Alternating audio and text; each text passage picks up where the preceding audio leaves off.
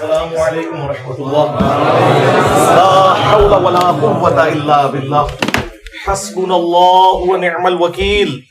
یا حی یا قیوم برحمتک استغیث.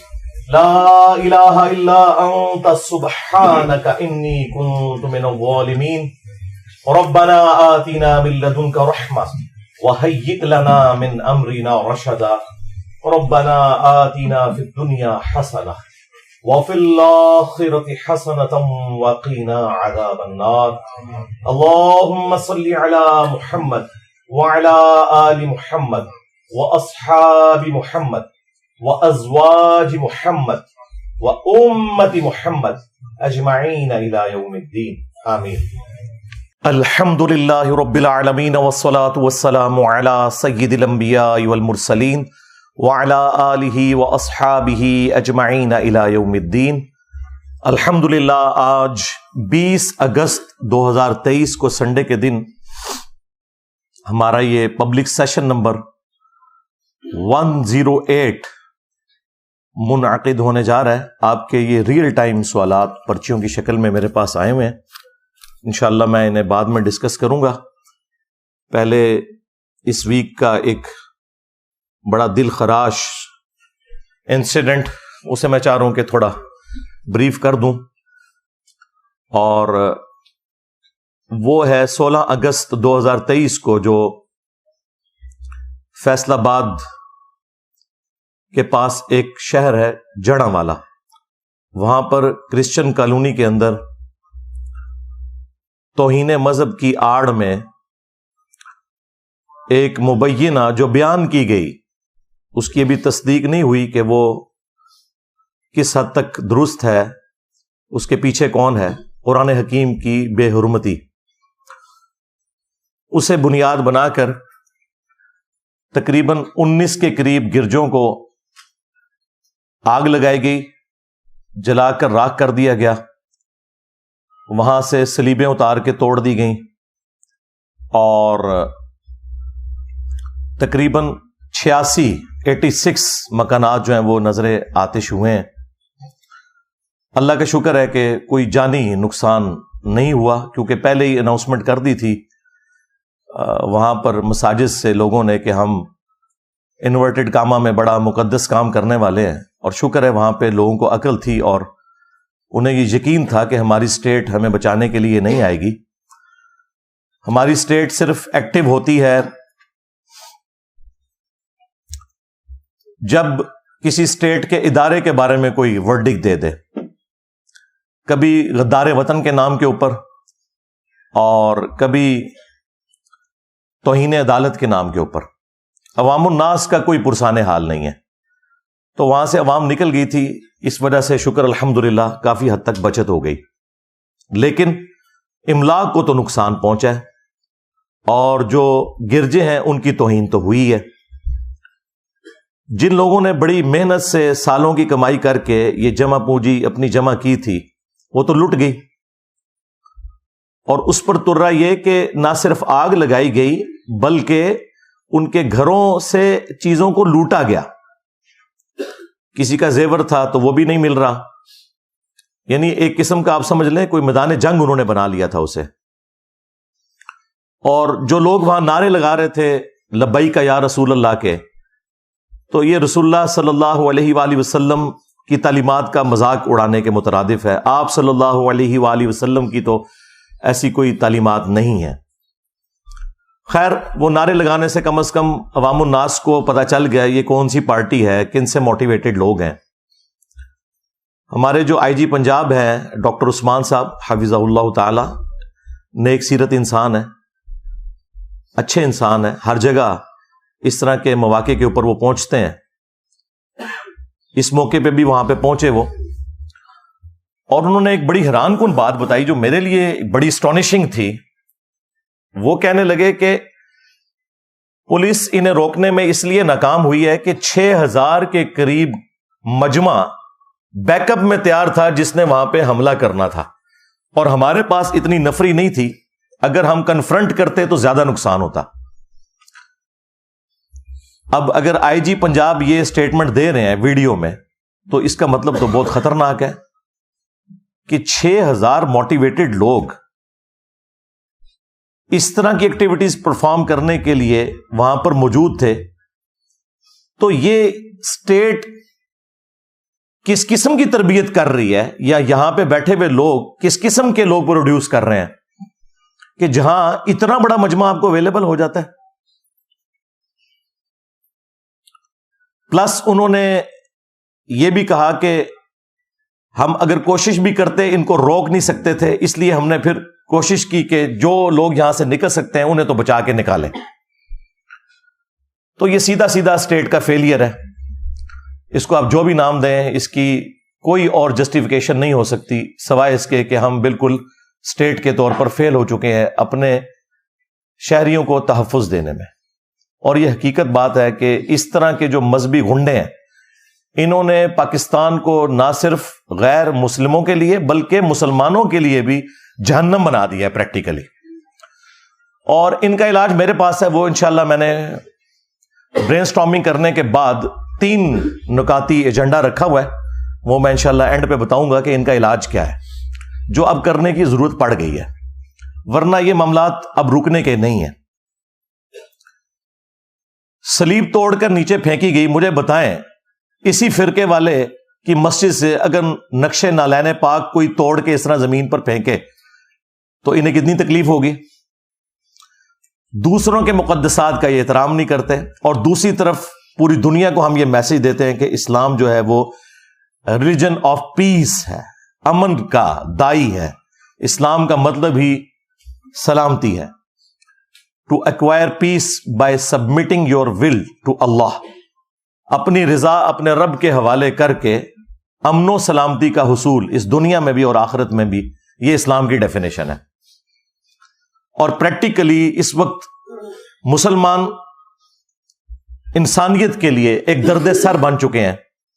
ہے مٹھی بھر ہیں، میجورٹی مسلمانوں کی ایسی نہیں ہے، لیکن چونکہ ڈومیننٹ ہے، مسندوں پہ یہ لوگ بیٹھے ہوئے ہیں، باقی لوگوں کو ڈرائیو کرتے ہیں اور ان کی برین واشنگ کر کے چڑھا دیتے ہیں اپنے مخالفین کے اوپر. یہاں پہ بھی جو تفصیلات آئی ہیں وہ یہ ہے کہ آلموسٹ صبح 5 بجے کے قریب چند صفحات قرآن کے ایک صحافی کوئی وہاں سے کوئی فیمیل گزر رہی تھی، انہوں نے آبزرو کیے، ان کے اوپر ریڈ انک کے ساتھ کچھ گستاخانہ کلمات بھی لکھے تھے قرآن کے صفحات کے اوپر، اور ساتھ کچھ کرسچنز کی تصویریں سٹیپل ہوئی ہوئی تھیں. اب یہ خود ہی ڈاؤٹ فل چیز ہے کہ جو شخص توہین کرے گا وہ اپنی تصویر ساتھ سٹیپل کرے گا کہ میں کر رہا ہوں. تو اس سے تو لگتا ہے کہ یہ کوئی پری پلان تھا. اور یہ آئی جی پنجاب ڈاکٹر عثمان صاحب نے یہ بھی ساتھ بولا تھا کہ یہ سب کا سب معاملہ پلان تھا. تو 9 مئی اگر پلان ہو کے ہو تو ہم دیکھتے ہیں کس طریقے سے فوراً ساری گرفتاریاں 10,000 کے قریب ہو گئیں. 16 اگست 2023 جو میں سمجھتا ہوں اس سے بڑا واقعہ ہے، اور آپ خود مان رہے ہیں کہ یہ پلان ہے. اس کے اگینسٹ تو ہم نے اس کے مقابلے میں 6,000 بندے تو ہمیں اندر نظر نہیں آئے ہیں، وہ 100 بندے پکڑے ہیں، اور ان میں سے بھی اکثر ایسے ہیں جو بے قصور ہیں، وہ ثابت ہو جائے گا سوائے چند دے کے. اور جو اصل مجرم ہے جو پیچھے ان کو گائیڈ کر رہے ہیں وہ سکون سے اے سی والے کمروں میں بیٹھے ہوئے ہیں، تماشا دیکھ رہے ہیں. تو وہ چند صفحات تھے جن پہ ریڈ انک سے گستاخانہ کوئی جملے لکھے ہوئے تھے، وہ کسی کے پاس آ گئے، بس وہ پھر انہوں نے مسجدوں سے اعلان کر دیے. وہ آپ کو پتا ہے ایک کوئی وہ شکل سے لگ رہا تھا شاید اس نے کبھی نماز بھی نہ پڑھی ہو، ٹھیک ہے، اس نے کہا کہ جی مسلمانوں کب نکلو گے، اور وہ ویڈیو بڑے فخر سے بنوائی. اس کو تو خیر پکڑ لیا، یاسین نام ہے اس کا، اس کو تو انہوں نے اندر کیا ہوا ہے، لیکن ظاہر ہے اس کے پیچھے جو ماسٹر مائنڈ ہے جب تک وہ نہیں پکڑے جاتے تو ان کا کوئی علاج نہیں ہے. خیر اس کے بعد یہ سارا موب اکٹھا ہوا. بہرحال پھر بھی یہ 6-7 گھنٹے اسٹیٹ کے پاس تھے. یہ جو قتل و غارت والا معاملہ شروع ہوا اس اعتبار سے کہ گرجوں کو آگ لگائی گئی، شکر ہے جانی نقصان کوئی نہیں ہوا، اور گھروں کو، یہ آلموسٹ کوئی 10-11 بجے کے قریب ہوا ہے. ان 5 گھنٹوں میں امن کمیٹی کے ذریعے انہوں نے کوشش کی، لیکن وہ بس کاغذی کارروائی تک ہی رہی. جنہوں نے کام ڈالنا تھا انہوں نے ڈال دیا. اور اب آپ دیکھ رہے ہیں کہ ہمارے جو نیکسٹ ہونے والے چیف جسٹس صاحب ہیں قاضی فائز عیسیٰ حافظہ اللہ تعالی، وہ بھی وہاں پہ پہنچے ہوئے تھے. فیض آباد دھرنے کے اوپر جو قاضی فائز عیسیٰ نے فیصلہ تحریر کیا تھا ان دھرنوں کے بارے میں، ان مذہبی جنونی لوگوں کے بارے میں، خصوصاً اسی جماعت کے بارے میں جس کو اس وقت کی اسٹیبلشمنٹ نے اس وقت کی پولیٹیکل گورنمنٹ کو کمزور کرنے کے لیے یوز کیا، اگر اس فیصلے کے اوپر عمل ہوا ہوتا تو یہ دن ہمیں نہ دیکھنے پڑتے۔ چلیں اب تو ڈرائیونگ پوسٹ پہ آنے والے ہیں قاضی فائز عیسیٰ صاحب، ہم امید کرتے ہیں کہ جو ان کی خواہشات ہیں مختلف بیانات کے ذریعے پبلک میں آتی رہتی ہیں، تو اب پریکٹیکلی اس سیٹ پہ بیٹھیں گے تو انصاف دیں گے، اور انصاف ہو، ڈیٹرنس قائم ہو تو پھر نیکسٹ واقعات رکیں گے۔ لیکن تاریخ یہ ہے کہ آج تک کسی بھی واقعے کا کوئی اینڈ رزلٹ اس حوالے سے نہیں نکلا کہ کسی کو سزا ملی ہو۔ آج سے آلموسٹ 10 سال پہلے 2013 کے اندر بھی جوزف کالونی والا ایک ایشو ہوا تھا جس میں اس سے بڑی تباہی ہوئی تھی، 1000 کے قریب گھر جل گئے تھے۔ اس میں 115 بندے فائنل نامینیٹ ہوئے تھے، ثابت بھی ہو گیا کہ یہ لوگ شامل تھے، لیکن بڑی عدالتوں میں جا کے وہ چھوٹ گئے اس وجہ سے کہ ان کے مخالفین جو ہیں انہوں نے جو شواہد والا معاملہ ہے اس میں جا کے کمزوری دکھائی۔ ظاہر ہے سب کو اپنی جان عزیز ہے، انہوں نے پھر ان مجرمین کو پہچاننے سے انکار کر دیا جو کہ واقعی مجرمین تھے۔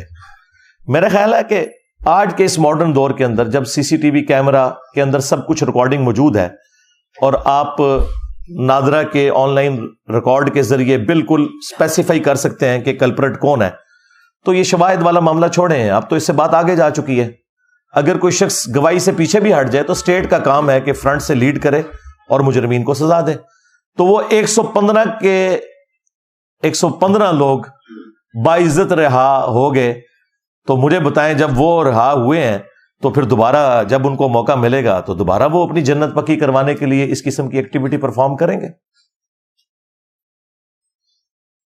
میرا خیال ہے کہ اس واقعے کے بعد ہم پاکستان کے مسلمان بالخصوص اور پوری دنیا کے مسلمان بالعموم کس منہ سے سویڈن میں یا ہالینڈ میں یا ڈنمارک میں ہونے والی قرآن کی بے حرمتی کا رونا روئیں گے، جبکہ ہمارے ملک کے اندر گرجوں کو آگ لگائی جا رہی ہے اور ان گرجوں کے اندر جو انجیل مقدس ہے، بائبل، وہ جلی ہوئی حالت میں اس کے نسخے پڑے ہوئے ہیں۔ مجھے بتائیں اس طرح کا کوئی انسیڈنٹ دنیا کے کسی بھی ملک میں مسجد کے ساتھ ہو جاتا تو ہم نے کتنا ہنگامہ کھڑا کرنا تھا۔ پاکستان میں تو آپ چھوڑ دیں، تو کیا وہ اللہ کی کتاب نہیں ہے؟ ٹیمپر ہونے کے باوجود قابل احترام تو ہے۔ ہمارا ایمان ہی مکمل نہیں ہوتا جب تک کہ ہم الہامی کتابوں کے اوپر ایمان نہ لے آئیں۔ اسلام کے نزدیک جیزس کرائسٹ عیسیٰ ابن مریم علیہ السلام کا کفر کرنے والا بھی اتنا ہی بڑا کافر ہے جتنا محمد رسول اللہ صلی اللہ علیہ وآلہ وسلم کا انکار کرنے والا ہے۔ عیسیٰ ابن مریم مسلمانوں کے ایمان کا حصہ ہے، ان کی محبت۔ اور کل تک ہم فخریہ دنیا کو یہ کہا کرتے تھے کہ دیکھو سو کالڈ کرسچنز، ویسے وہ کرسچنز نہیں ہیں، ایتھیسٹ ہیں، جو قرآن کی بے حرمتی کرتے ہیں یا خاکے بنواتے ہیں نبی صلی اللہ علیہ وآلہ وسلم کے، تو ہم نے کبھی بھی ریونج میں آ کے کاؤنٹر کرنے کے لیے عیسیٰ ابن مریم کا کوئی خاکہ نہیں بنایا، ہم نے کبھی بائبل کی توہین نہیں کی، یہ ہمارا فخر تھا۔ آج آپ کا وہ فخر بھی ختم ہو چکا ہے۔ اس ایک واقعے کی ہیٹ سالوں تک ہم محسوس کریں گے۔ میرا خیال ہے جس طرح 9 مئی کو سیریس لیا پاکستان کی فوج نے، اس سے زیادہ سیریس اس 16 اگست کے ایشو کو لینا چاہیے، ادروائز یہ ملک تباہی کی طرف جا رہا ہے۔ اس کے لیے کاؤنٹر نیریٹو کیا ہے وہ میں بعد میں بتاؤں گا، پہلے میں تھوڑا سا مسلمانوں کو جھنجھوڑ لوں۔ اللہ تبارک و تعالیٰ نے سورہ آل عمران کے اندر سٹارٹ ہی میں پہلی 3 آیات کے اندر الہامی کتابوں کا ذکر کیا۔ ویسے تو قرآن میں کئی جگہ ذکر ہے، لیکن یہاں پہ اسپیسیفکلی آپ کو اسلام کا پوائنٹ آف ویو، مسلمانوں کا عقیدہ پتہ چل جائے گا۔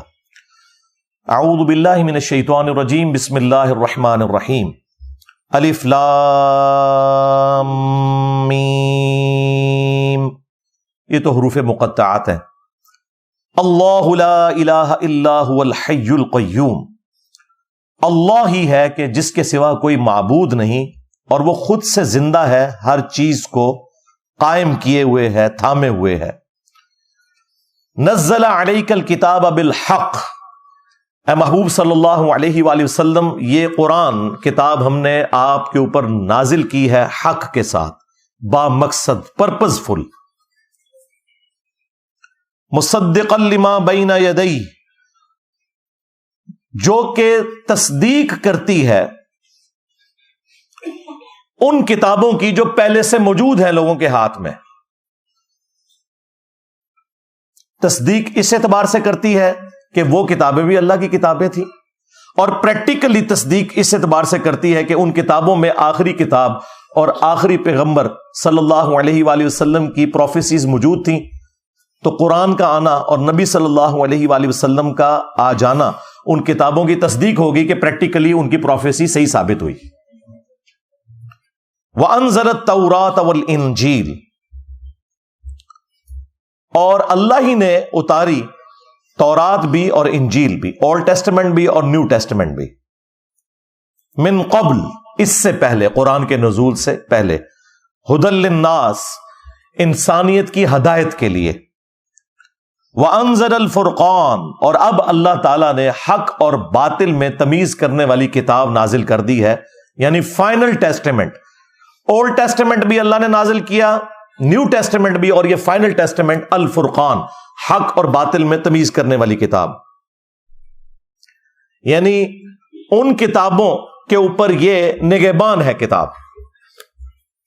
یہاں سے آپ کو یہ پتا چل گیا کہ اسلام میں مسلمانوں کے نزدیک تورات ہو، انجیل ہو، یہ بھی ہدایت کی کتابیں ہیں، اور ان پر ایمان لانا ضروری ہے۔ ان کا سورس بھی وہی خدا ہے، وہی اللہ ہے، کہ جو سورس ہے قرآن کا۔ اب احترام کے پوائنٹ آف ویو سے قرآن کا احترام تو ہمیں پتہ ہے، وہ تو بتانے کی ضرورت ہی نہیں ہے، وہ اتنا احترام ہے کہ ہم نے اسے غلاف میں لپیٹ کے رکھا ہوا ہے، کہیں کھولنا نہ پڑ جائے۔ لیکن یہ ٹیمپرڈ فارم میں جو کتابیں ہیں ان کا بھی احترام ہے۔ سنن ابی داؤد کے اندر صحیح سند سے یہ حدیث ہے، جس کی صحت میں کسی کو اختلاف نہیں، 449 نمبر حدیث ہے، انٹرنیشنل نمبرنگ کے مطابق، جو سٹینڈرڈائز نمبرنگ ہے۔ یہودیوں نے نبی صلی اللہ علیہ وآلہ وسلم کو ایک مقدمے کے فیصلے کے لیے انوائٹ کیا، چونکہ آپ صلی اللہ علیہ وآلہ وسلم مدینے کے حکمران بھی بن چکے تھے، میثاق مدینہ بھی تھا، تو آپ صلی اللہ علیہ وآلہ وسلم یہودیوں کے گھر میں تشریف لے گئے، جہاں انہوں نے مدرسہ بنایا ہوا تھا۔ حدیث کے الفاظ ہیں کہ وہ گھر کے اندر ایک مدرسہ تھا، جہاں آپ صلی اللہ علیہ وآلہ وسلم کو بلایا گیا۔ تو انہوں نے آپ کو پروٹوکول دینے کے لیے، آج بھی عرب کے کلچر میں یہ پروٹوکول ہے کہ مہمانوں کو وہ گدی دیتے ہیں زمین پہ بیٹھنے کے لیے، تو انہوں نے ایک بڑی گدی دی، تو آپ صلی اللہ علیہ وآلہ وسلم اس گدی کے اوپر بیٹھ گئے۔ پھر آپ نے انہیں کہا کہ تم اپنی کتاب تورات لے کر آؤ، میں اس کے مطابق فیصلہ کروں گا۔ حالانکہ تورات ٹیمپرڈ فارم میں تھی، اس کے باوجود سب کچھ ہی تو اس میں تعریف شدہ نہیں ہے نا۔ جب انہوں نے تورات پیش کی نبی صلی اللہ علیہ وآلہ وسلم کو، تو آپ صلی اللہ علیہ وآلہ وسلم نے اپنی پیٹھ کے نیچے سے وہ بڑی گدی نکالی، اپنے سامنے رکھی، خود زمین پر بیٹھ گئے اور تورات کو اس گدی کے اوپر رکھا، اور ساتھ آپ صلی اللہ علیہ وآلہ وسلم نے فرمایا آمنت بک، میں ایمان لایا اس تورات کے اوپر، وبمن انزلک، اور میں اس پر بھی ایمان لایا جس نے اس کتاب کو نازل کیا۔ حالانکہ ٹیمپرڈ تھی، لیکن آپ صلی اللہ علیہ وآلہ وسلم نے اس کا احترام کیا، خود زمین پر بیٹھ گئے اور وہ گدی کے اوپر تورات کو رکھا۔ اس سے بڑی کوئی دلیل نہیں ہو سکتی کہ ہم نے دوسری الہامی کتابوں کا بھی احترام کرنا ہے۔ اور پھر آپ علیہ السلام نے ایک مقدمے کا فیصلہ اس میں کیا، وہ رجم کی سزا والا ایشو تھا۔ بہرحال یہ حدیث مسلمانوں کے لیے ایک لمحہ فکری ہے کہ آپ کے نبی صلی اللہ علیہ وآلہ وسلم تو تورات کا احترام کر رہے ہیں، اور اس نبی کی محبت میں لبیک یا رسول اللہ کے نعرے لگاتے ہوئے آپ لوگ تورات اور انجیل کو آگ لگا رہے ہیں. کیونکہ اس وقت جو بائبل ہے نا، کنگ جیمز ورژن جو اس وقت دنیا میں چل رہا ہے، وہ انجیل مقدس، وہ اکٹھی چھپتی ہے. جو بائبل سوسائٹی انارکلی لاہور والے پرنٹ کرتے ہیں، اس کے باہر لکھا ہوتا ہے بائبل مقدس، لیکن اس میں وہ ساری ہیں، اولڈ ٹیسٹمنٹ بھی ہوتا ہے، نیو ٹیسٹمنٹ بھی، اور حضرت داؤد علیہ السلام کے صحائف اور باقی ساری چیزیں اس میں شامل ہوتی ہیں. وہ جلے ہوئے نسخے آپ کے سامنے، بلکہ وہ 1-2 دن تک وہ سارے کا سارا ملبہ وہاں پہ جلتا رہا. اور دوسری طرف ہم جو ہے وہ اللہ اور اس کے محبوب صلی اللہ علیہ وآلہ وسلم کے ساتھ وفاداری کا دم بھرتے ہیں، اور ہمارے کرتوت یہ ہیں. اسلام نے تو انسانیت کا سبق دیا ہے. سورۃ المائدہ کی آیت نمبر 32 میں اللہ تبارک و تعالیٰ نے فرمایا کہ 2 استثناء ہیں. نمبر 1 قتل کے بدلے قتل، اور نمبر 2 فساد فی الارض. اس کانٹیکسٹ میں کسی مجرم کو قتل کرنا. یہ 2 ایکسیپشنز چھوڑ کر جس نے کسی انسان کو قتل کیا، گویا اس نے پوری انسانیت کا قتل کر دیا. مسلمان کی بات نہیں ہو رہی، انسان، بلکہ جان کا ذکر ہے وہاں پر. شکر ہے انسان کا ذکر نہیں، ورنہ کہنا تھا کہ انہوں نے ہم تو غیر مسلموں کو انسان نہیں مانتے. اس میں الفاظ ہیں جس نے ایک جان کو قتل کیا، پوری انسانیت کا قتل ہے، سوائے 2 ایکسیپشنز کے کہ یا تو وہ قتل کے بدلے قتل ہو رہا ہوں، اور وہ بھی جوڈیشری کے تھرو، ایکسٹرا جوڈیشل نہیں ہوگا، قانون آپ نے ہاتھ میں نہیں لینا. دوسرا فساد فی الارض کرنے والے لوگ، وہ بھی جوڈیشری کے تھرو. تو ایک جان کا قتل، پوری انسانیت کا قتل. اور ساتھ ہی فرمایا کہ جس نے ایک جان کو بچایا، گویا اس نے پوری انسانیت کو بچا لیا. اور یہ جو دوسرے والا پورشن ہے نا، یہ ہمارے ہاسپٹلس کے باہر لکھا ہوتا ہے، اور ڈاکٹرز کہتے ہیں کہ ہم وہ مسیحا ہیں جو کہ بچاتے ہیں جانیں، اور سب سے بڑے چور اور ڈاکو یہ لوگ ہوتے ہیں، الا ماشاء اللہ. اور صحیح بخاری میں حدیث ہے کہ اللہ کے محبوب صلی اللہ علیہ وآلہ وسلم نے فرمایا، جس نے ایک ذمی غیر مسلم کو جو مسلم اسٹیٹ کے اندر ٹیکس پے کر کے رہ رہا تھا، جس طرح کہ یہاں پہ کرسچنز رہ رہے ہیں، جوز تو اب بہت تھوڑے رہ گئے ہیں، ہندو ہزاروں کی تعداد کے اندر ہیں، بلکہ لاکھوں میں ہوں گے. مسلم اسٹیٹ کے اندر ٹیکس دے کر جو غیر مسلم رہ رہے ہیں، جس نے کسی غیر مسلم کو قتل کر دیا تو وہ جنت کی خوشبو بھی نہیں پائے گا، حالانکہ جنت کی خوشبو 40 سال کی مسافت سے آ رہی ہوگی. نبی علیہ السلام کہہ رہے ہیں کہ ایک غیر مسلم کو بھی ناحق قتل کرنے والا جنت میں تو جانا دور کی بات، جنت کی خوشبو بھی نہیں پائے گا. اور یہاں پہ نان مسلم کا ذکر ہے، اور ہمارے یہ جو مذہبی گنڈے ہیں، ان کے ہاتھوں سے نہ نان مسلم محفوظ ہیں اور نہ مسلمان محفوظ ہیں. یہ آیات، یہ احادیث کیا انہوں نے کبھی اپنے ممبروں سے بیان کی اور عوام الناس کو نارملائز کرنے کی کوشش کی؟ نہیں، یہ کام کبھی یہ کر ہی نہیں سکتے، ان کو کبھی توفیق ہی نہیں ملنی. ان کی تربیت خود بھی ایسی نہیں ہے، دوسرا ان کی کمپیٹنسی بھی نہیں ہے، اور تیسرا یہ جذباتی ڈاکٹرن کے ذریعے فساد مچا کے رکھنا چاہتے ہیں تاکہ ان کی جو روزی روٹی ہے نا وہ اس سے چلتی رہے. بس ٹوٹل ان کا جو مقصد ہے وہ یہ ہے. اب آ جائیں آخر میں، جو میں نے 3 نکاتی ایجنڈا برین سٹارمنگ کر کے بڑا سوچ کے تیار کیا ہے. ہو سکتا ہے کہ بعض لوگوں کو وہ برا بھی لگے، اس لیے میں اس کو بیان کرنے سے پہلے آپ سے ریکویسٹ کروں گا، صلو علی محمد و آل محمد، اللہم صلی علی محمد وعلی آل محمد و اصحاب محمد و ازواج محمد و امت محمد اجمعین الی یوم الدین.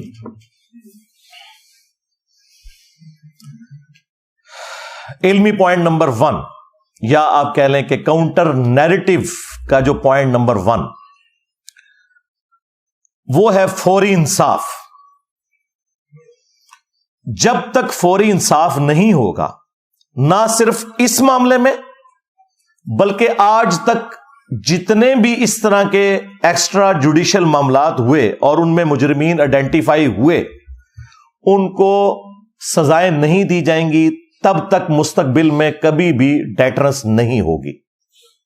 اس سے بھی آسان الفاظ میں سمجھاتا ہوں کہ جس طرح ہماری عدالتیں توہین عدالت کے مسئلے میں بڑی سینسٹیو ہیں، اور ہمارے ریاستی ادارے حب الوطنی کے نام کے اوپر کسی کو غدار وطن جب کہہ رہے ہوتے ہیں اور وہ سمجھ رہے ہوتے ہیں، اس معاملے میں جتنے وہ سینسٹیو ہیں، یا ابھی حالیہ جو یہ 9 مئی والا واقعہ ہوا، اس کے اوپر جتنے سینسٹیو ہیں، اور فوراً وہ سارے کے سارے معاملات انہوں نے طے کر لیے ہیں کہ اب یہ بھی ہوگا، یہ بھی ہوگا، وہ بھی ہوگا، اور سینٹ سے بھی انہوں نے اب فائنل اپروول کروا لی ہے، اور کتنی انہوں نے ایکٹس کے اندر تبدیلیاں کروا لی ہیں. اسی طرح کے معاملات جب تک یہ مذہبی گھنڈوں کے لیے نہیں ہوتے نا، جنہوں نے پاکستان کو جہنم بنا دیا پریکٹیکلی، مسلمانوں کے لیے بھی اور غیر مسلمز کے لیے بھی، اس معاملے میں سے کچھ بھی نہیں نکلنے والا. اور یہ جو تھوڑی بہت آپ کو پالیسی کا شفٹ بھی پچھلے کچھ سالوں میں نظر آیا نا، اس میں بھی ہمارے ریاستی اداروں کا اس حوالے سے کوئی پلان نہیں تھا کہ انہوں نے یہ کام کرنا ہے. وہ اسی طریقے سے چل رہے تھے کہ مولویوں کو انہوں نے بھرتی کیا ہوا تھا، نان اسٹیٹ ایکٹرز کو اپنے مقاصد کے لیے یوز کرتے تھے، اور پھر مولوی ان کا بھی کام کرتے تھے اور اپنا بھی کام نکالتے تھے. اور یہ باتیں میں اس وقت سے کر رہا ہوں جب انہوں نے گود لیا ہوا تھا. اس وقت کو بات کرنا بھی ایک بڑی دلیری کا کام تھا. آج تو یہ خود کہہ رہے ہیں کہ جی یہ ہمارے گاٹے فٹ ہو گئے، لیکن ان کو اس وقت ہماری بات نہیں سمجھ آئی. میری 2012-13 کی ویڈیوز یوٹیوب پہ اپلوڈ ہے، نیچے اپلوڈنگ ڈیٹ بھی آ جائے گی، میں اس وقت کیا باتیں کر رہا تھا. آج بھی ان کو عقل نہیں آنی تھی اگر FATF حافظہ اللہ تعالی نہ ہوتا، ہاں، اور ان کے چندے بند نہ ہوتے جو باہر سے فنڈ لیتے ہیں، تو کبھی بھی انہوں نے اپنی اصلاح نہیں کرنی تھی. یہ جو ضرب عزب یا رد الفساد، یہ جو فوجی آپریشنز ہیں، یہ کرولریز ہیں، یہ بچے ہیں. اصل مسئلہ وہ ہوا ہے FATF والا. اگر وہ نہ ہوتا تو آج ہمیں اس کی ہوش ہی کو نہیں تھی آنی. تو جب تک فوری انصاف نہیں ہوگا، جس طرح کے اپنے معاملات میں فوراً میڈیا کو بھی کنٹرول میں کرتے ہیں، صحافیوں کو بھی پکڑ لیتے ہیں، احتجاج کرنے والوں کو بھی پکڑ لیتے ہیں، اور مقدمات ان کے اوپر بنا کے آگے معاملات کو لے کے چلتے ہیں، جب تک اس طرح کا سپیڈی ٹرائل ان مذہبی گنڈوں کا نہیں ہوتا، کچھ بھی نہیں نکلے گا. علمی پوائنٹ نمبر 2 یا کاؤنٹر نیریٹو کا پوائنٹ نمبر 2، میں نے ایک ٹرم اس حوالے سے انٹروڈیوس کی ہے کہ ابھی تک جو فوجی آپریشنز تھے نا، جو بڑے دو ہوئے FATF کی وجہ سے، ضرب عزب اور رد الفساد، اب ایک اور فوجی آپریشن لانچ ہونا چاہیے. اس کا نام ہونا چاہیے رد النفاق، کیونکہ یہ بیسیکلی جو مذہبی دہشت گرد ہے نا، یہ منافق ہے عملاً. عقیدے میں چلے ہم ان کے کلمے کا احترام کرتے ہیں، عملاً یہ منافق ہیں. اور ان منافقین کے رد کے لیے ایک آپریشن لانچ ہونا چاہیے، رد النفاق. اس کا نام رکھیں رد النفاق، جس نے رد الفساد رکھا تھا نا انہوں نے، رد النفاق. جو اس طرح کے منافقین ہیں جو اسلام کی صفوں میں گھسے ہوئے ہیں، خواہ وہ مسلمان بن کے ہیں یا جس طریقے سے بھی، ان کے خلاف آپریشن ہونا چاہیے. اور اس کے لیے کیا کیا جائے؟ اس میں اس قسم کے جتنے بڑے بڑے لوگ ہیں ان سے گن پوائنٹ کے اوپر اس طرح کے تمام ماضی کے جو واقعات ہیں، یا جو یہ حالیہ واقعہ ہوا جڑا والا، اس کی مذمت کروائی جائے. یعنی کہ آپ کی لینگویج میں پریس کانفرنس کروائی جائے. ہاں، اور سمجھ آئے گی. جس طرح 9 مئی کے بعد پریس کانفرنسز کروائی گئی ہیں نا، یہ صرف سافٹ ٹارگٹ پولیٹیشنز ہی ہوتے ہیں کہ ان سے آپ پریس کانفرنسز کروا لیتے ہیں. مولوی تو کوئی آپ کے قابو نہیں آتا. میں نے تو کوئی اس قسم کا گنڈا مولوی نہیں دیکھا جس نے کبھی دبے الفاظ میں بھی مذمت کی ہو. بلکہ کل میں رات کو دیکھ رہا تھا، وہ ہمارے جو بھائی ہیں چھوٹے، اقرار الحسن، وہ سرعام پروگرام کرتے ہیں، تو وہ پریکٹیکلی وہاں کے جو حالات انہوں نے دکھائے ہیں، یقین کریں میرے تو آنکھوں میں آنسو آ گئے. میں نے جو وہاں لوگوں کی حالت دیکھی ہے, ٹھیک ہے. اب ایک امیر آدمی کو اس سے کیا غرض کہ ایک غریب آدمی کے لیے بچی کا جہیز کا زیور کتنی بڑی اہمیت رکھتا ہے, جو لوٹ لیا آپ نے اسلام کے نام کے اوپر. یہ پتہ نہیں کون سا اسلام ہے. ایک بار گھر جل جائے, ختم ہو جائے, تو دوبارہ پھر اس زندگی میں انسان نہیں بنا سکتا. زندگی میں ایک ہی گھر بنایا جاتا ہے. ایک غریب آدمی, ان میں سے کئی لوگ کرائے پہ بھی رہ رہے تھے. تو اینڈ پہ اس نے نا کچھ مولویوں کے بھی انٹرویو کیے ہیں, تو میں بڑا پازیٹیولی بیٹھا تھا. میں نے کہا یہ مولوی بھی کنڈیم کریں گے جو وہاں کی عمل کمیٹی. کسی نے ایک جملہ بھی نہیں بولا. وہ سارے کہہ رہے ہیں جی ہمیں قرآن شریف پڑھنا چاہیے تاکہ ہمیں پتہ چلے کہ قرآن کی کیا اہمیت ہے اور قرآن کی بے رحمتی نہیں ہونی چاہیے. اس واقعے کو انہوں نے ڈسکس تک نہیں کیا, حالانکہ ٹاپک ان سے یہ پوچھا جا رہا تھا. تو اس کا مطلب یہ ہے کہ رد النفاق ضروری ہے. میں کہتا ہوں اس کے اوپر اب سوشل میڈیا کے اوپر کمپین چلنی چاہیے کہ آپریشن رد النفاق لانچ کیا جائے. ان غنڈے مولویوں کو ان سے پریس کانفرنسز کروائی جائیں. جتنی بھی دہشت گرد تنظیمیں ہیں اس قسم کی مذہب کے نام کے اوپر, ان سے لا کر بیان دلوائے جائیں اور وہ اس کی مذمت کریں. اور ساتھ ہی ساتھ جو شریف النفس قسم کے علماء ہیں جن کے ڈنگ نکلے ہوئے ہیں یا ہے ہی نہیں بیچاروں کے, ممی ڈیڈی قسم کے, جس طرح مولانا طارق جمیل صاحب, مفتی تقی عثمانی صاحب, مفتی منیب الرحمان صاحب, ثاقب رضا مصطفی, اس قسم کے جو لوگ ہیں نا, ان لوگوں کو جن کی فین فالوئنگ بہت زیادہ ہے, اس میں کوئی شک نہیں ہے, ان لوگوں کو فرنٹ پہ لا کے یہ تو بغیر کسی دھمکی کے بھی پریس کانفرنس کرنے کے لیے تیار ہو جائیں گے. شریف لوگ بےچارے, ہاں, خود وکٹم ہے انہی دہشت گرد تنظیموں کے یہ لوگ. ان سے کم از کم ان سے تو بیانات دلوائے جائیں ان لوگوں کے خلاف جنہوں نے یہ ایکٹیویٹی پرفارم کی. یہ رد النفاق کا پہلا حصہ ہے جو میں بیان کر رہا ہوں. اور دوسرا حصہ جو ہے نا وہ علمی پوائنٹ نمبر 3 ہے, جو کاؤنٹر نیریٹو کا تیسرا پوائنٹ ہے. یہ بھی میں آج آن ایئر پہلی دفعہ, اس کے لیے میں نے ٹرم سوچی میں کیا ڈیوائز کروں. آپ کو پتا ہے کہ یورپ کی ترقی کے پیچھے جو سب سے بڑی ایکٹیویٹی ہے نا, وہ یہ کہ انہوں نے علماء کو, جو ان کے پادری تھے, مولوی جن کو آپ کہہ لیں, ان سے جان چھڑا لی اور انہیں ایک ویٹیکن سٹی بنا کے دے دیا کہ جو کچھ تم نے کرنا ہے نا یہاں کرو بیٹھ کے. جب سے یہ ویٹیکن سٹی بنا ہے نا کرسچنز کا, اس دن سے یورپ نے ترقی کا آغاز کیا اور آج وہ دنیا کو لیڈ کر رہے ہیں. جب تک یہ مولوی تھا عذاب الہی بنا ہوا تھا ان کے لیے. اس کا آغاز تو ہوا فرینچ ریولوشن سے 1789 میں. آپ ذرا فرینچ ریولوشن کی تاریخ پڑھیں تو آپ کو پتا چلے گا. یہ جو اس وقت دنیا میں آپ ڈیموکریسی کی بہاریں دیکھ رہے ہیں نا, میں اس ڈیموکریسی کے اس حصے کو تو غلط سمجھتا ہوں جس میں حلال اور حرام کا فیصلہ کثرت رائے سے ہو, لیکن میں بات کر رہا ہوں اس ڈیموکریسی کی جس میں آپ حلال و حرام کا فیصلہ قرآن و سنت سے کرتے ہیں, اور جو حلال کے دائرے کے اندر چیزیں ہیں وہ آپ کثرت رائے سے کرتے ہیں. بہرحال یہ جو برکات آج آپ دیکھ رہے ہیں نا, اس کا آغاز فرینچ ریولوشن سے ہوا ہے. اس سے پہلے انسانوں کے غلام تھے امپائرز کی شکل میں.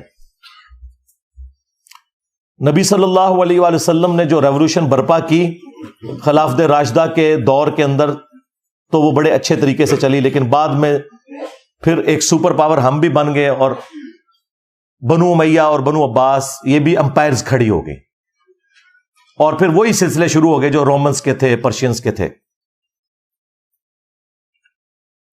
فرینچ ریولوشن جو آئی ہے اس نے پہلی دفعہ وہ آپ سمجھ لیں کلٹ توڑا.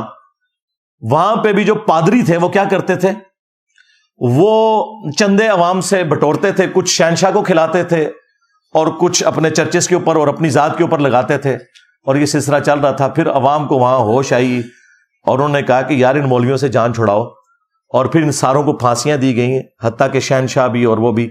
اور یہ پہلا اس ماڈرن دور کے اندر جو پہلا آپ سمجھ لینا ایک مائل سٹون ہے وہ فرینچ ریولوشن ہے 1789. پھر اس کے بعد آہستہ آہستہ یہ چیز پھیلتی چلی گئی. پھر ہم نے دیکھا کہ رشین امپائر بھی ٹوٹ گئی, وہاں پہ بھی کمیونزم کا انقلاب آیا. ٹھیک ہے, اس میں کچھ چیزیں کباہتے تھیں لیکن اوور آل معاشرے کے لیے تو وہ اچھی چیز تھی. اور سلطنت عثمانیہ بھی ٹوٹی. ہمیں صرف پتہ ہے سلطنت عثمانیہ ٹوٹی ہے, اور بھائی سلطنت عثمانیہ ان سب سلطنتوں میں چھوٹی تھی جو ٹوٹی ہے. گریٹ برٹن ٹوٹ گیا, جو انسانی تاریخ میں سب سے بڑی حکومت, جہاں سورج ہی غروب نہیں ہوتا تھا. اتنی بڑی حکومت تو کبھی بھی کسی نے نہیں کی ہے, نہ منگولوں نے کی نہ مسلمانوں نے کی جو گریٹ برٹن کی تھی.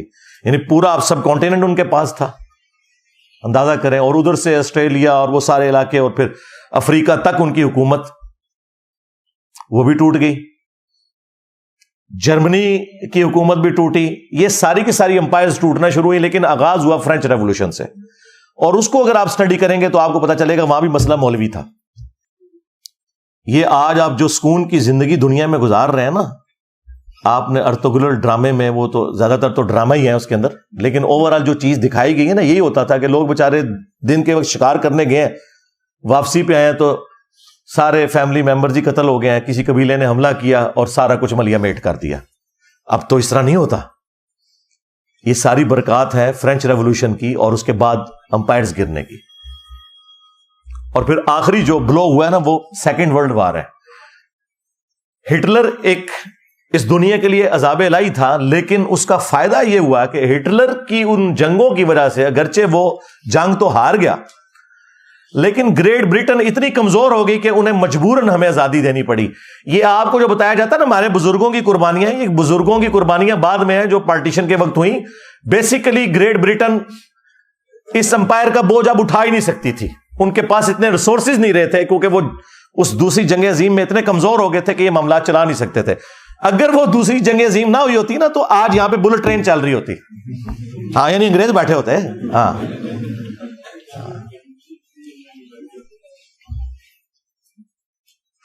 تو یہ سارے کے سارے جو معاملات ہوئے, تو میں نے وہ بات اس سے سٹارٹ کی تھی کہ یہ مولویوں کو جب انہوں نے نکالنا ترقی کی ہے, تو میرا یہ مطالبہ ہے, یہ کاؤنٹر نیریٹو میں پوائنٹ نمبر 3 ہے کہ ویٹیکن سٹی کے طرز کے اوپر ایٹ لیسٹ پاکستان میں ایک مولوی سٹی بنانا چاہیے. اس کا نام بھی مولوی سٹی ہو. اور یہ تو فخری اپنے آپ کو مولوی کہتے ہیں نا, مولوی بہت آنریبل لفظ ہے. ہمارا محبوب, ہمارا آقا مولانا, ہم نبی الاسلام کے لیے بھی درود شریف میں اللہم صلی علی سیدنا و مولانا استعمال کرتے ہیں. اللہ کے لیے بھی ہوتا ہے انت مولانا, لیکن وہ پھر اور معنوں میں ہو جائے گا, وہ تو الٹیمیٹ معنی ہے. لیکن یہاں پہ تو مولوی سٹی بنایا جائے جسٹ لائک ویٹیکن سٹی, اور اس طرح کے سارے مولوی وہاں پہ بھیج دیے جائیں. میں نہیں کہتا کہ انہیں آپ پھانسی چڑھائیں, وہاں انہیں رکھیں, ساری فیسلٹیز دیں ان کو, اور جو جو بندہ اس کے لیے کوالیفائی کرتا ہے نا اسے وہاں پہ یہ رکھنا شروع کر دیں. اور آپ دیکھیں گے کچھ عرصہ تک تو یہ معاملات خراب رہیں گے, لیکن پھر بہتری آنا شروع ہو جائے گی. آج آپ کو جو ویٹیکن سٹی میں بیٹھے ہوئے پاپ اور اس کے جو حواری ہیں, ان کے اندر جو اتنی سادگی اور یہ چیزیں سب کچھ نظر آ رہی ہے نا, اس وجہ سے کہ ڈنگ نکل گیا ہے. ورنہ یہ ساری صلیبی جنگیں مسلمانوں کے خلاف انہی مولویوں نے کی ہوئی تھی, پادریوں نے. یہ پوپ جو آج کل اتنے منکسر المزاج ہیں کہ وہ غریب لوگوں کے پاؤں دھو رہے ہوتے ہیں یہ بتانے کے لیے کہ ہمارے اندر کتنی عاجزی ہے, یہ وہ لوگ ہیں جنہوں نے صلیبی جنگیں کروائی ہوئی ہیں. پوری دنیا کا امن ان لوگوں نے برباد کیا ہے. خدا بھلا کرے, جب یہ ویٹیکن سٹی بنا ہے نا, اس کے بعد سے یورپ نے ترقی کی اور دنیا میں سکون آیا. میں بھی یعنی اس وقت پریکٹیکلی تو آرمی چیف سے ہی کہوں گا, اس کی وجہ یہ ہے بدقسمتی ہے ہماری. یہ ساری باتیں تو ہمیں پرائم منسٹر سے کرنی چاہیے, لیکن ایک ریالٹی ہے کہ پاکستان میں فوج کی ایک پاور ہے, اور جو کو تھوڑی بہت آپ کو کچھ عرصہ پہلے کمزوری نظر آ رہی تھی, تو وہ آپ نے دیکھا ہے وہ اب کس طریقے سے سامنے ہے. تو ٹھیک ہے, کوئی عوام کے لیے بھی سوچیں. اس وقت تو آرمی اتنی اسٹرانگ ہوئی ہوئی ہے کہ جو سیاسی جماعتیں ہیں وہ بھی اب پیچھے ہٹی ہوئی ہیں, اور جو ایک کوئی جماعت تھی وہ اس کے بھی سارے لیڈرز انہوں نے گرفتار کر کے جو کچھ کر دیا. اس میں ان کا بھی قصور ہے, کیونکہ وہ لوگ خود پہلے یہی کچھ تھے. جس طرح نواز شریف صاحب جب تک نکالے نہیں گئے تھے اس وقت اسٹیبلشمنٹ کی گود میں تھے. جب نکالے گئے تو ووٹ کو عزت دو.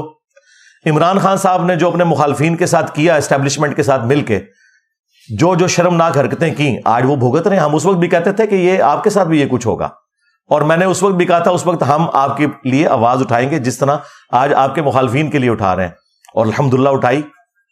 بہرحال عمران خان صاحب بھی آج کل بڑے نظریاتی ہوئے ہیں, تو پریکٹیکلی اس وقت فورٹ ظاہر ہے ڈرائیونگ سیٹ کے اوپر ہے, پہلے بھی تھی اب تو بہت زیادہ آ گئی ہے. تو یہ نیکی کا کام کرتے ہیں. یہ 3 جو میں نے پوائنٹس دی ہیں, نمبر 1 عدل و انصاف والا. اب تو خیر یہ ان کا بڑا آپس میں انڈرسٹینڈنگ بھی بہت ہے, قاضی فائز عیسیٰ کی اور آرمی چیف کی, یعنی یہ پہلے سے انڈرسٹینڈنگ ان کی. اور ڈگنیٹی والا انسان ہے فائز عیسیٰ, وہ ہمارے سامنے موجود ہیں. اور وہ فوری انصاف والا جو میں نے 3 پوائنٹس بتائے تھے, نمبر 1 فوری انصاف, نمبر 2 رد النفاق, یہ تو فوج کے کرنے کا کام ہے رد الفساد کی طرح, اور نمبر 3 مولوی سٹی کا قیام. ہاں, فوراً سے پہلے عمل میں لایا جائے. یہ عوام کا درینہ مطالبہ ہے کہ ویٹیکن سٹی کی طرز کے اوپر ایک مولوی سٹی بنایا جائے. یار میں نہیں کہتا انہیں بلوچستان میں پھینکے, ویسے جگہ تو زیادہ وہاں ہے اور قابل بھی اس جگہ کہیں گے, ہاں, لیکن چلو ان کو ناردرن ایریا میں یار کوئی اچھی سی فیسلٹی دے دیں, وہاں پہ بھی کوئی نہ کوئی جگہ نکل آئے گی. اس قوم کی جان چھڑائے, انہوں نے جہنم بنا دیا ہے اس ملک کو, مسلمانوں کے لیے بھی اور غیر مسلموں کے لیے بھی. ٹھیک ہے, ہاں جو اچھے لوگ ہیں ہم ان کی تعریف کرتے ہیں, وہ تو ٹھیک ہے, ان کو رہنا چاہیے. لیکن جو اس قسم کے غنڈے ہیں, ان سے عوام کی جان فوج ہی چھڑوا سکتی ہے. پھر ظاہر اس کے لیے آرمڈ کنفلکٹ ہوگا, یہ ذہن میں رکھیے گا. اتنی جلدی یہ لوگ اپنی جان نہیں چھوڑیں گے. اسلام کو بھی مجبوراً تلوار اٹھانی پڑی ہے. رومنز اور پرشینز کو اکھاڑنا کوئی آسان کام تھا, بدماش کو اپنی پوسٹ چھوڑتا ہے. اور اس طرح کا جو آرمڈ کنفلکٹ ہے وہ بالکل جائز ہے. بلکہ وہ اگلے دن آرمی چیف نے تقریر میں خوارج کی ٹرم استعمال کی ہے مذہبی دہشت گردوں کے لیے. لیکن یہ بھی خوارج ہیں جن کو آپ اپنا ایسٹ سمجھے ہوئے ہیں, یہ بھی خوارج ہی ہیں. ہاں, ان کو اپنا ایسٹ نہ آپ لوگ سمجھیں, یہ بھی مصیبت بنے ہوئے ہیں. یہ تو نہیں کہ جب اے پی ایس پہ حملہ ہوگا تو پھر ہی کوئی ایکٹیویٹی پرفارم ہوگی. یہ عوام کو تو کاٹ رہے ہیں اتنے عرصے سے. تو یہ مولوی سٹی کا قیام بہت زیادہ ضروری ہے, اور عام کنفلکٹ ہو تو ضرور ہو. آپریشن رد النفاق کے نام سے لانچ کیا جائے. اور اللہ تعالیٰ نے سورۃ الحج میں آیت نمبر 40 میں ارشاد فرمایا کہ اگر اللہ تعالیٰ بعض لوگوں کو بعض سے ٹکروا کر, یعنی جنگوں کا معاملہ نہ کرتا, تو کوئی خانقاہ, کوئی گرجا, کوئی معبد جو یہودیوں کے عبادت خانے, اور کوئی مساجد یہ سلامت نہ رہتی کہ جہاں پر اللہ کا کثرت سے ذکر کیا جاتا ہے. اسلام نے تمام مذاہب جو آسمانی ہیں ان کی عبادت گاہوں کے بارے میں کہا کہ یہ قائم ہے, اور ان میں اللہ کا ذکر اس لیے ہو رہا ہے کہ بعض کو بعض سے اللہ تعالیٰ ٹکرواتا ہے. یعنی جو جہاد ہے, قتال ہے, جو صحیح کاز کے لیے ہو, یہ اس کی برکت سے یہ سب کچھ ہوتا ہے. دیکھ لیں کرسچنز جب پورے عروج پہ تھے, یہودیوں کو گھسنے نہیں دیتے تھے یروشلم میں.